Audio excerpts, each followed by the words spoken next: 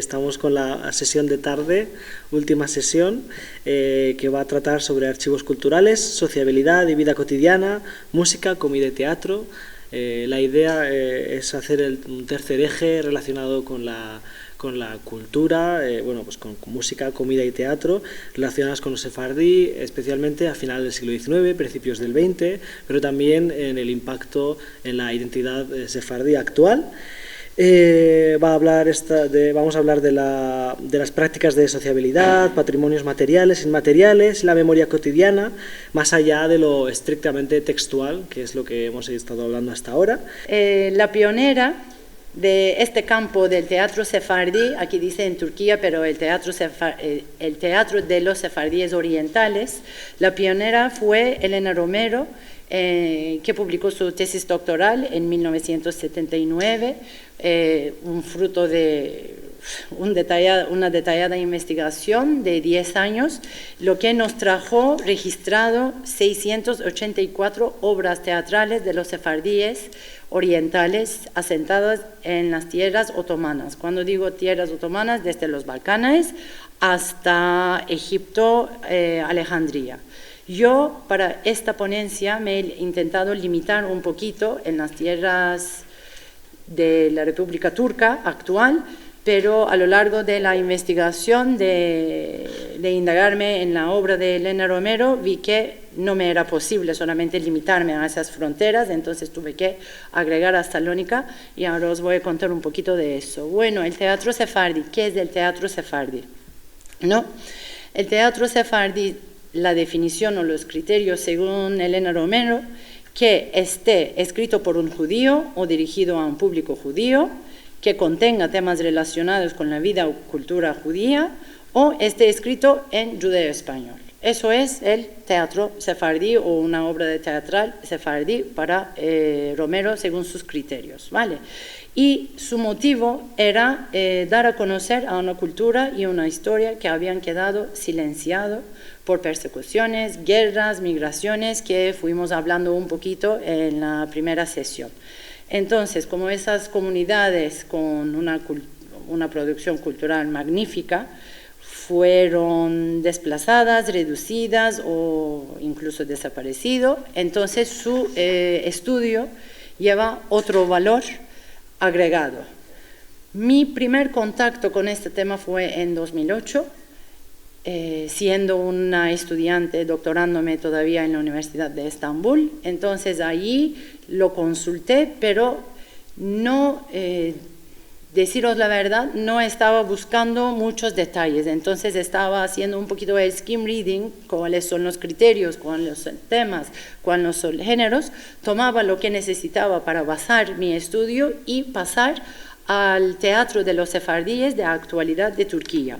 Ahora que han pasado 20 años con muchas lecturas, desarrollo profesional, personal, curiosidades, volviendo, revisitando este estudio, ahora sí que me he leído entero y sí, subrayando y todo, y de otra perspectiva, y he encontrado un montón de curiosidades que en su momento, hace 20 años, se me escaparon totalmente. Entonces, ahora era el momento y me alegro de haberlo revisitado. Bueno, voy a compartir esto un poquito con vosotros. A ver, primera curiosidad que me llamó la atención, que Romero en su estudio deja fuera las comunidades sefardíes que no están asentadas en las tierras otomanas, tipo quienes emigraron a Nueva York, a América Latina, diciendo que su conexión con el ladino no es de forma natural, es más nostálgico, porque no es un día a día, una comunicación día a día, sino lo que se escucharon, lo que querían preservar, etc.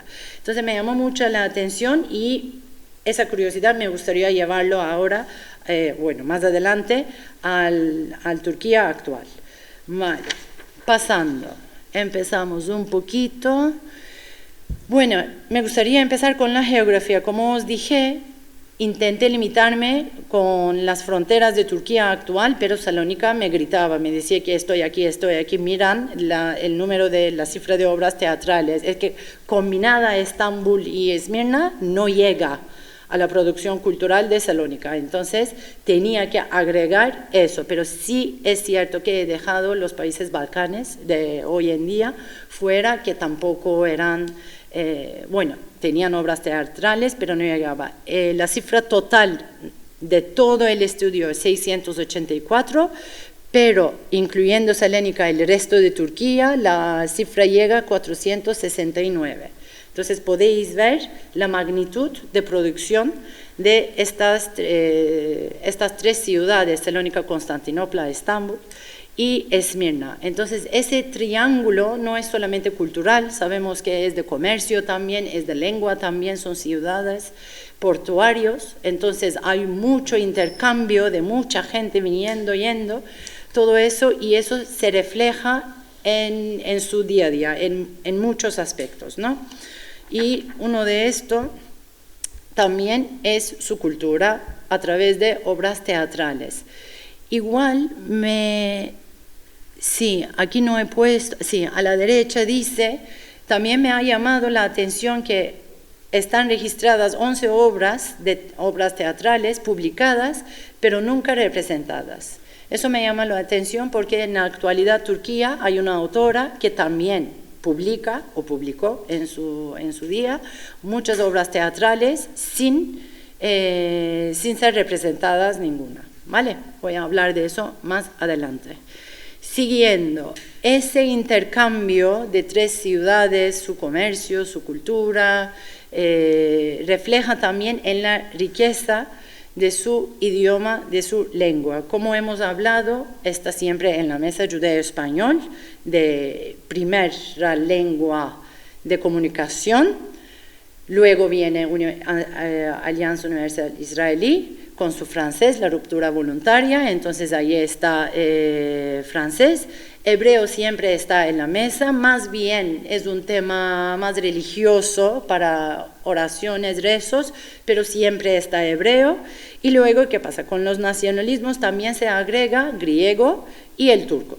Entonces, hay un poquito de todo. Cuando vemos una obra de teatro titulada en francés o en judeo-español, eso no quiere decir que el resto sigue en ese idioma. Entonces, no se puede saber, no se puede suponer, porque es una mezcla. Y los guiones, los guiones no se han conservado, o si se han conservado, son muy poquitos, no conocemos mucho, etc. Pero ese aspecto lingüístico es muy llamante y también llama la atención. Y también se ve en algunas obras teatrales que se han tratado ese debate. Es que no olvidéis que, como hemos hablado, no son casos aislados, están atravesando nacionalismos, guerras,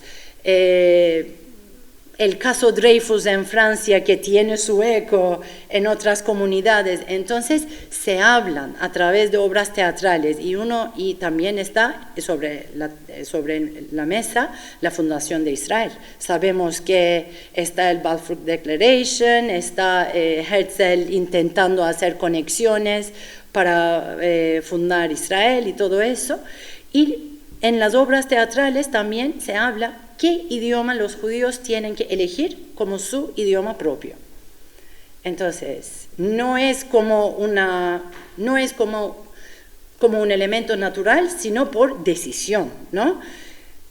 Hasta hoy no sabemos si es la perspectiva de asociación que lo estrena, si es la campaña teatral que lo propone, o es una forma de propaganda, no sabemos, pero sabemos que el debate de qué lengua tienen que adoptar las comunidades judías está ahí, estrenada además, y bueno, algunas obras acaban diciendo que tiene que ser el hebreo, y sabemos que no ha pasado en las comunidades del Imperio Otomano.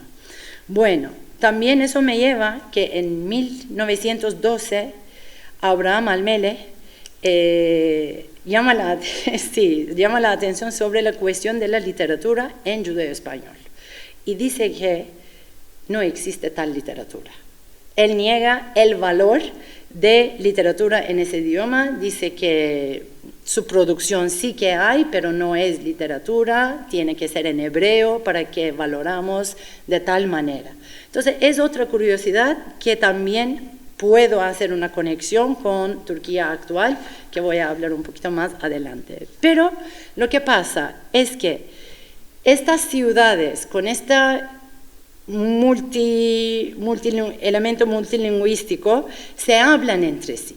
Y se hablan entre sí a través de la prensa.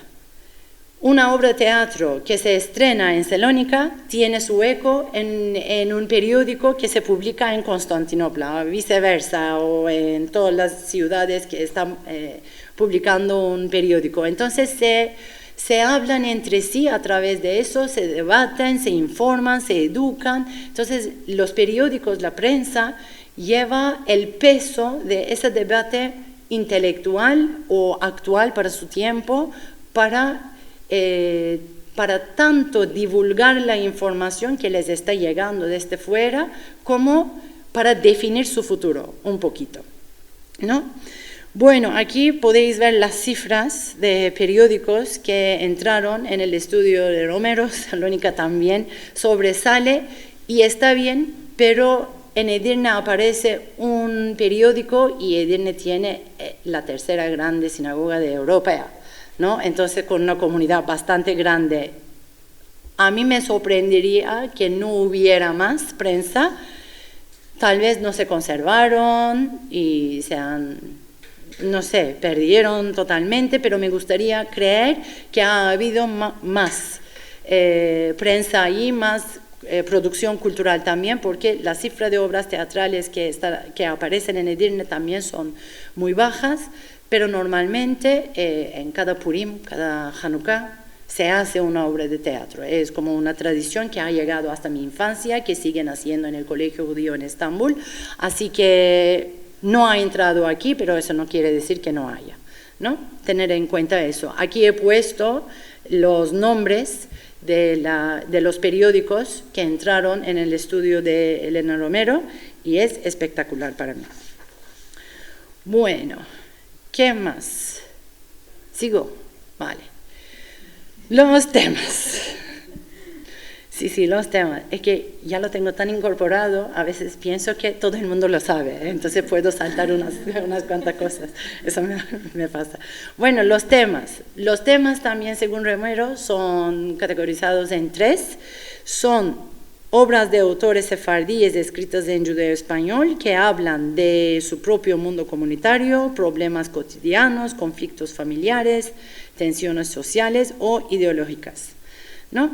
Y también obras de temática judía en un sentido más amplio, episodios bíblicos, como acabo de decir, de Hanukkah o de Purim, con el tema de Esther, Macabiot, o la expulsión de la península ibérica, la destrucción del segundo templo, Bet HaMikdash, y el caso de Dreyfus, ¿no? Muy particular, pero entra. Y también con la ruptura, con la intervención de la cultura francesa, también tienen llegada a esa cultura y Molière sobresale, las obras teatrales de Molière sobresale. He visto 1 o 2 de Namut Kemal, que me hizo gracia, me gustó mucho verlo ahí. Y sí, ahí están obras procedentes de teatro universal no judío. Entonces se mantienen al día a través de esas obras teatrales. Pero igual, Molière puede estar representada o en judeo-español, o en francés, o en griego, anda a saber en qué idioma, ¿vale? Bien, aquí tenemos lo que llama la atención de los temas, es que hay varios temas que se repiten. Está abajo puesto Purim, Hanukkah, Dreyfus, Abravanel, José y sus hermanos, y Molière y Namut Kemal. Sí. Bueno, lo que me llamó la atención es que Abravanel se repite varias veces, una figura muy importante de la expulsión de Península Ibérica, no sé qué, no sé cuánto, pero una vez que están asentados y han pasado 400 años, hay otras figuras también que son muy importantes, muy influyentes, como Doña Gracia Nací, ¿Y dónde está? Además tendría más contexto porque está sentada ella también en las tierras otomanas, pero todavía no sale y sale Abravanel. Llama la atención un poquito, nada más, nada menos. Bueno, de aquí paso a los géneros y motivos de esas obras teatrales. Bueno, de los géneros, claro que sobresale comedia, porque los motivos es reunir, reflejar, recaudar fondos, pasar lindo tiempo entre la comunidad, etc. Entonces, ¿qué pasa? Otra vez, pensemos en el ámbito histórico. Está cambiando todo la política, ¿no? Nacionalismo, fronteras, países, ¿qué pasa? Si pasa, guerra mundial, no sé qué, no sé cuánto. Entonces, yo no me voy a una obra de teatro para llorar. Estoy allí para pasar un buen rato porque en casa y en mi día normal ya estoy bastante preocupada. Así es la mentalidad un poquito, ¿no? Dejar las preocupaciones afuera y pasar un lindo rato. Por eso las comedias, monólogos, conversaciones, una linda comedia, una corta comedia, es que algunos ni siquiera llevan títulos. Es que son una comedia linda, comedia corta, comedia no sé qué, ¿vale? Son así.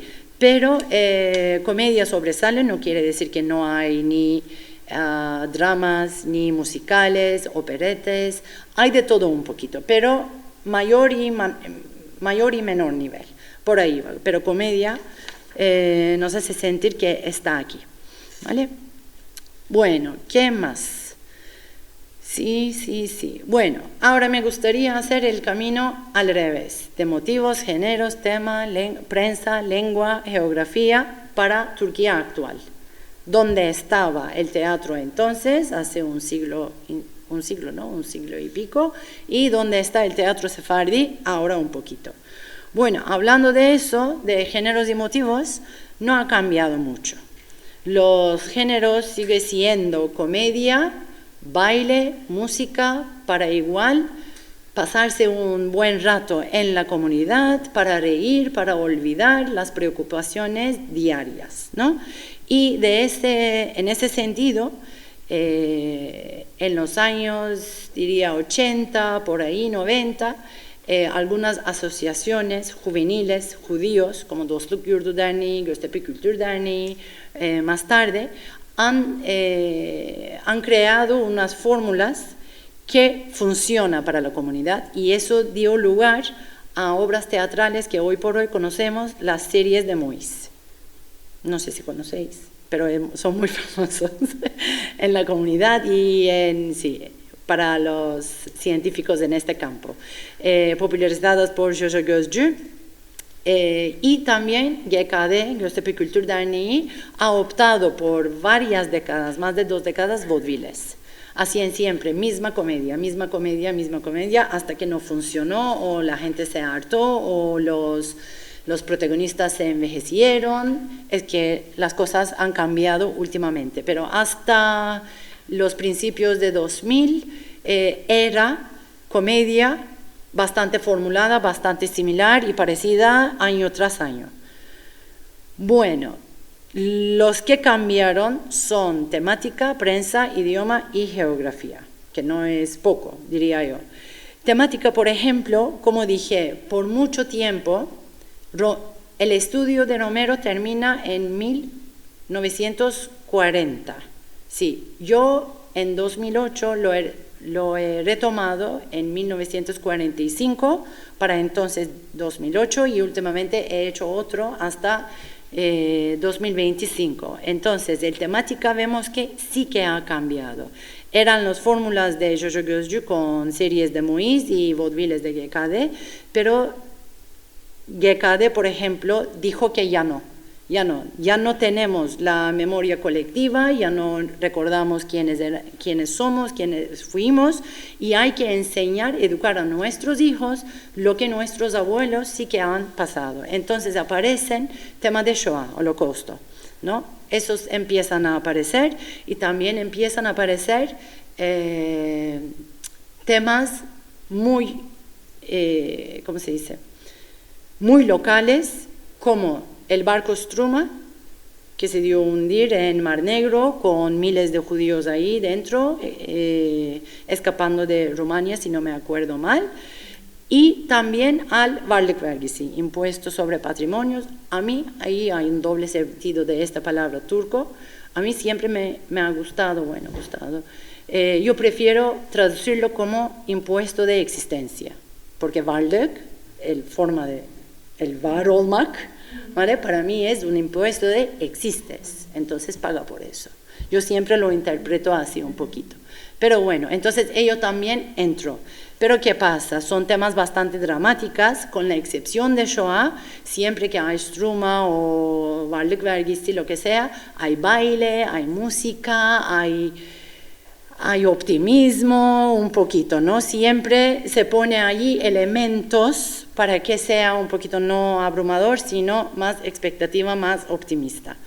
Bueno, pasando a prensa, de prensa, nada, tenemos a Shalom, solamente habéis visto todos los nombres y cifras, lo que había, ahora solamente tenemos a Shalom, y Shalom en 1984 ha pasado totalmente ser turco, publicarse en turco, luego poco a poco agregaron páginas en ladino de nuevo, y últimamente se publican mensualmente, si no me acuerdo mal, El Amanecer, la única revista en todo el mundo, en judeo-español, pero muchos contribuyentes son de otras comunidades, es algo bastante global, no es local, ¿vale? Hay que tener eso en cuenta.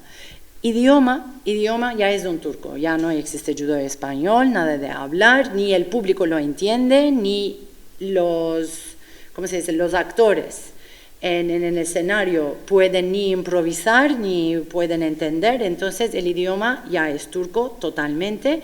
De vez en cuando ahí están palabras en ladino, un poquito más nostálgico para hacernos sonreír, como en la sesión, en el debate dijimos varias palabras y nos hizo gracia. Entonces ahí se quedó judeo-español un poquito bastante limitado. Y de geografía, una vez que estaba este triángulo que florecía, digamos, la producción cultural con su comunidad, todo, ya en Estambul tenemos muy poca comunidad. Habíamos visto unas cifras en una de las presentaciones, son aún un poquito más bajos que eso. En la actualidad solamente hay 1.000 personas mayores en Esmirna, el resto está en Estambul, con la excepción de 40 personas en Bursa. Entonces, las comunidades florecientes judías de tierra otomana o en Turquía ya no existen, ¿vale? Ahí está. Judeo-español está bastante limitado en gastronomía, en cocina, en lengua secreto, pero lengua secreto también se está olvidando, ya se va poco a poco. Y bueno, poco más. Las curiosidades que me llevan es que en los temas expulsión de España no sale, es que hay una total ausencia de España, es que no nos interesa, nos expulsaron, nos gusta, no sé si nos gusta el idioma, es que preservamos el idioma, pero nada más. España no existe, no hay vínculo, no hay nada, no hay obras sobre eso. Es sorprendente, deciros la verdad. Otra cosa sorprendente, bueno, no sorprendente tanto, pero habían obras teatrales publicadas pero no representadas. Becky Luisa Bejar sigue ese estilo. Ella tiene 2 ramas para sus obras teatrales. Todo lo que escribe para un público judeo-español, para un público judío, para las asociaciones de clubes judíos, se representa, porque es como, Becky, escríbeme una obra para este año y lo vamos a poner en marcha. Entonces, eso sí que representan, pero ella es una figura un poquito más global, bastante pionera para su momento también, bastante feminista y avanzada para una sociedad turca, además, no solo para la comunidad judía, sino para toda la sociedad turca. Y ella escribe obras de teatro le encanta la historia, sobre figuras femeninas. Y allí sale ya Doña Gracia Nací. Ella había escrito una obra sobre Doña Gracia Nací. Yo cuando trabajaba como profesora en el colegio judío lo había traducido simplificando y grabamos con los niños tipo una iniciativa nueva porque veníamos aquí al colegio en Madrid judío para presentarlo. Y había un proyecto sobre Doña Gracia Nací que nos conectaba, ¿no? En español, sí. Intentamos, ¿no? Con los estudiantes, sí. Bueno, pero era un punto de conexión. Doña Gracia Nací. Bueno, ¿qué más? De idioma dijimos que había reducido mucho por muchas razones que hemos hablado, no voy a repetir aquí, no solamente ni esto ni otro, pero una combinación de todo. Los que están viendo solo eso, váyanse a ver la primera sesión también, que era bastante interesante, ¿vale? ¿Por qué no? Bueno, ¿qué más? Curiosidades. Bueno, ¿recordáis que Abraham Almelech en 1912 dijo que no existía una literatura en judeo-español en ladino? Lo vuelve a repetir Ronnie Margulies. No sé si habrá leído ese comentario de Almelech o no, eso desconozco, pero dijo Ronnie Margulies también que nunca llegó a existir algo que pudiéramos llamar una literatura en ladino. ¿Compartéis ese comentario o no? Yo por mi cuenta sí que lo comparto. Para mí, por una cantidad tan rica de producción culturales que para todas obras, traducciones, historietas, folletos, obras teatrales, novelas, lo que sea, que no ha perdurado en la prueba de tiempo, ya nos dice mucho. Y eso me lleva a una anécdota personal, y con eso termino. En 2023 yo he participado al Día de Hispanidad del Instituto Cervantes en Estambul, y estaba Mario Levi como parlante, ¿no? Y al terminar su charla nos leyó 3 o 4 páginas que escribió en judeo-español, que era su novela próxima. Entonces, todos eran diplomáticos, público hispanohablantes, que cuando él leía, todo el mundo sí que lo entendía, porque el judeo-español y el castellano parecen, ¿no? Un poquito. Entonces, todo el mundo entendía. Yo también entendía, pero decía, pero esto no lo es. Esto no es el judeo-español que yo crecí en casa.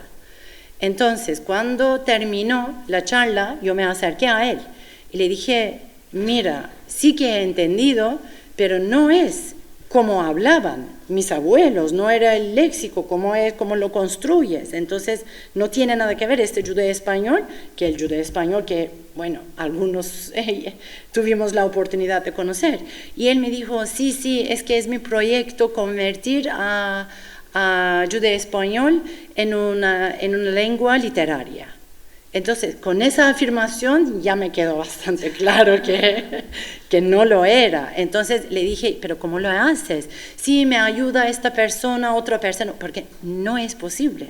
No es algo que hemos escuchado de forma natural para poder jugar con el idioma, es que es bastante estudiado de esa forma. Yo tengo esos 3, 4 páginas, gracias a Dios, los he conservado en casa, porque la grabación no lo hicieron. En su momento lo busqué, hablé con muchos amigos, pero no hicieron grabación. Qué lástima, ¿no? Y en muy pocos meses él había fallecido, entonces el proyecto se quedó en la nada, pienso yo. Bueno, entonces hasta aquí llego. Habéis visto cómo evolucionó, cómo era, cómo es ahora. Entonces mi pregunta, que siempre yo pregunto, con quien hablo de este tema, la pregunta final sería, ¿podemos seguir hablando de un teatro sefardí? O, saliendo un poquito más, ¿podemos seguir hablando de sefardí? A mí me gustaría, sí, para debate. Gracias. Bueno, está por aquí.